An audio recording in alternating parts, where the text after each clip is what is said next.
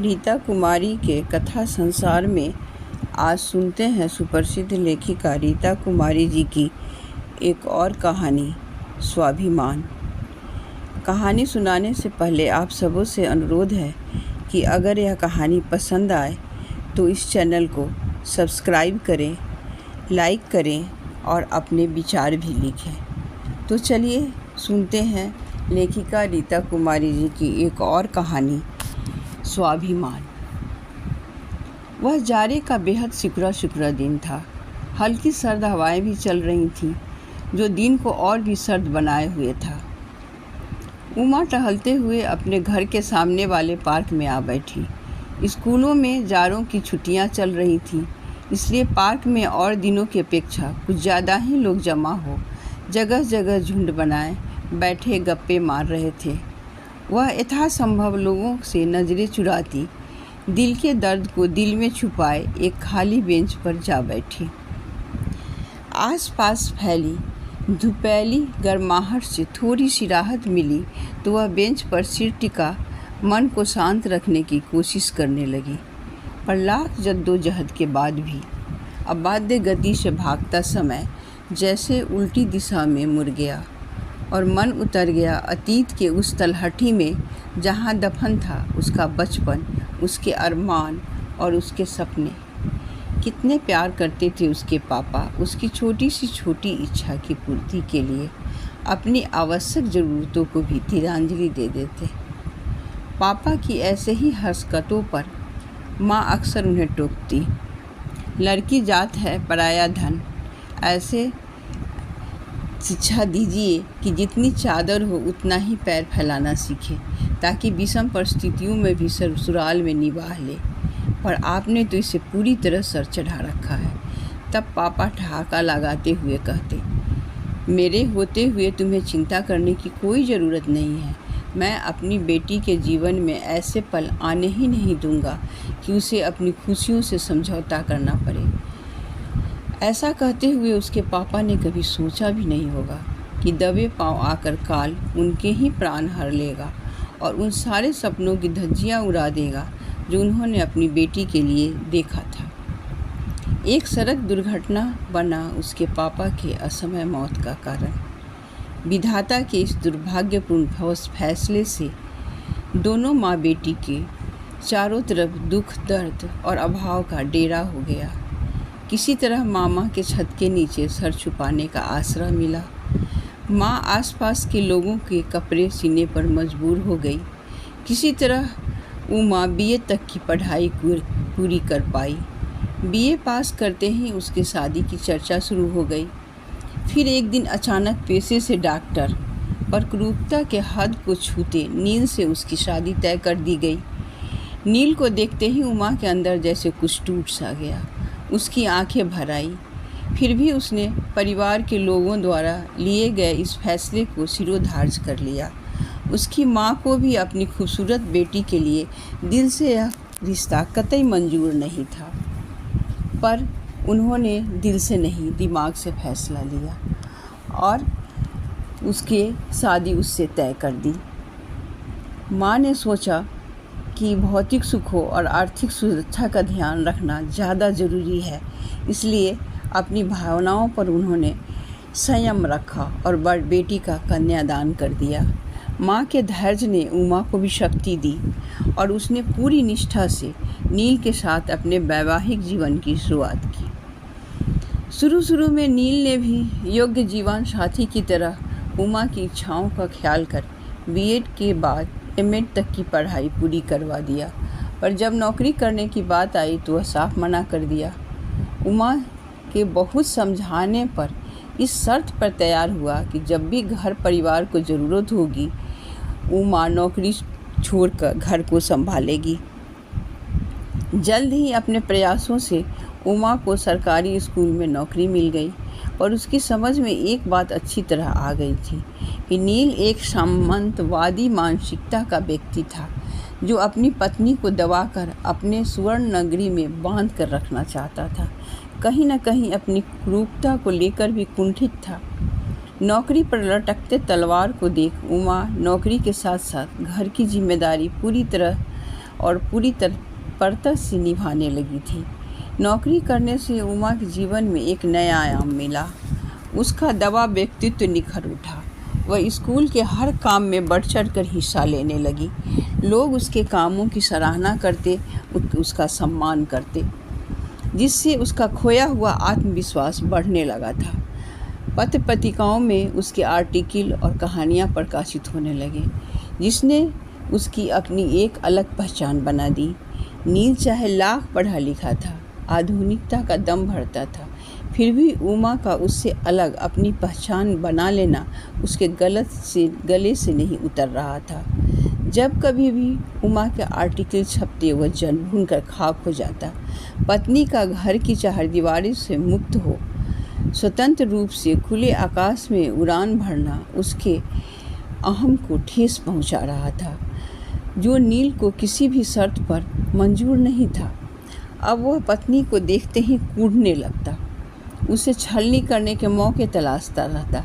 घर लौटने में जरा सी देर हो जाती तो नील के दिल की कड़वाहट और क्षुद्रता उसके शब्दों में उतर आती। किसी भी टीचर के साथ जिसका नाम उसे मालूम होता, उसी के नाम के साथ उमा का नाम जोड़कर उसके आत्मसम्मान और उसकी अस्मिता पर आघात करता। पति की ऐसी प्रवंचना से उमा तिलमिला उठती, फिर भी चुप रहती। प्रतिवाद करते ही उसकी आवाज़ का वॉल्यूम बढ़ जाता और पति की आवाज़ घर की सीमा लांघ पड़ोसियों के घर तक पहुंचने लगता।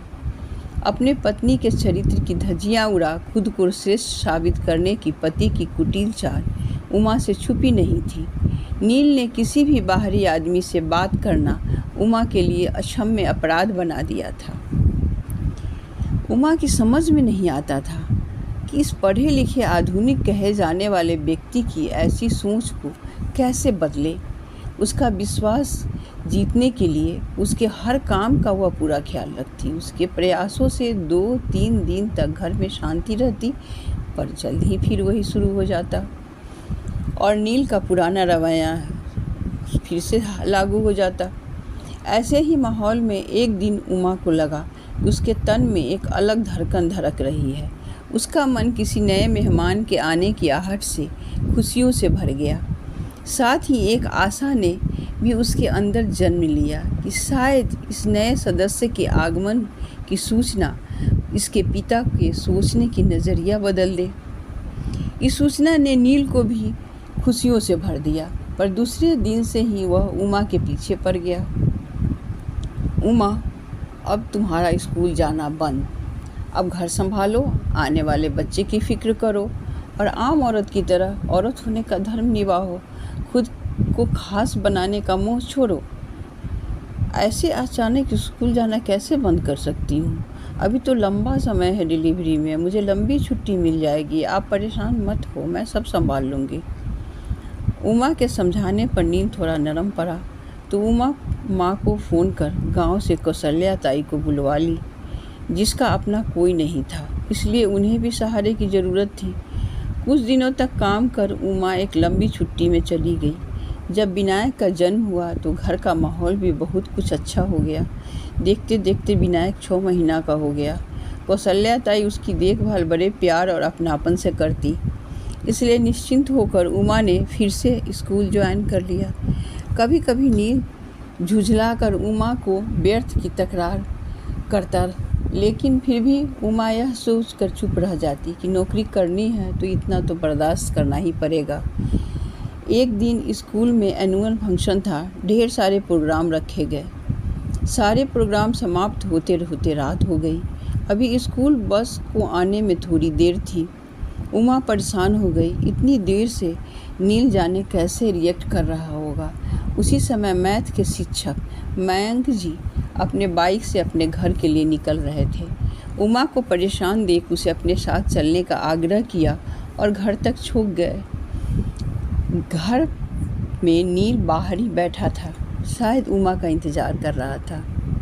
जैसे ही उनकी नज़र बाइक से उतरते उमा पर पड़ी, उसका चेहरा तमतमा उठा। उस समय तो वह चुपचाप उठकर अंदर चला गया।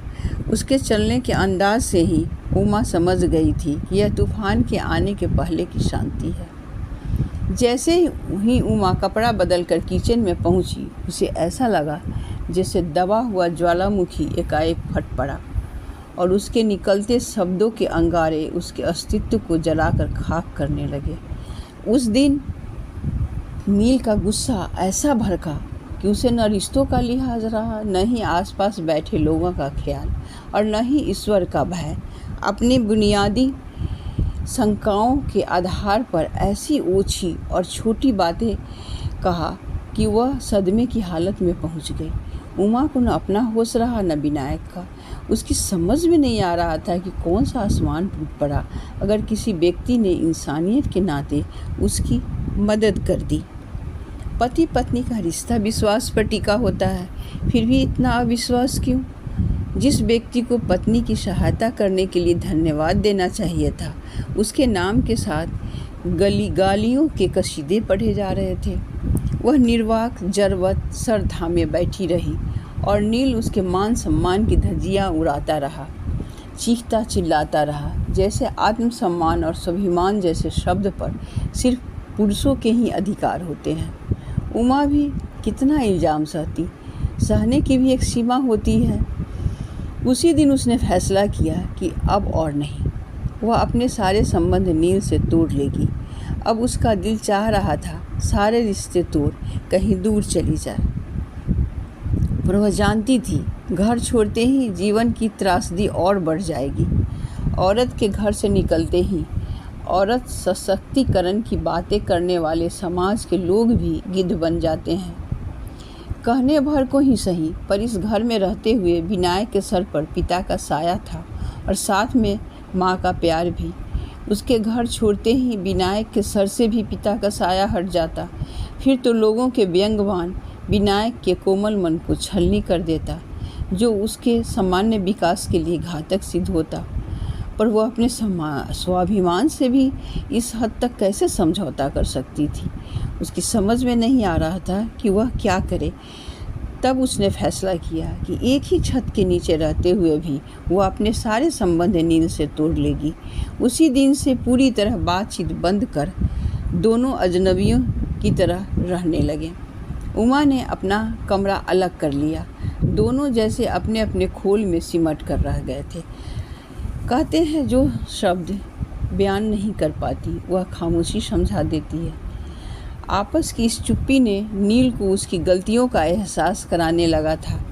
रात होते ही उमा को अपनी बाहों में समेटने को बेचैन हो जाता।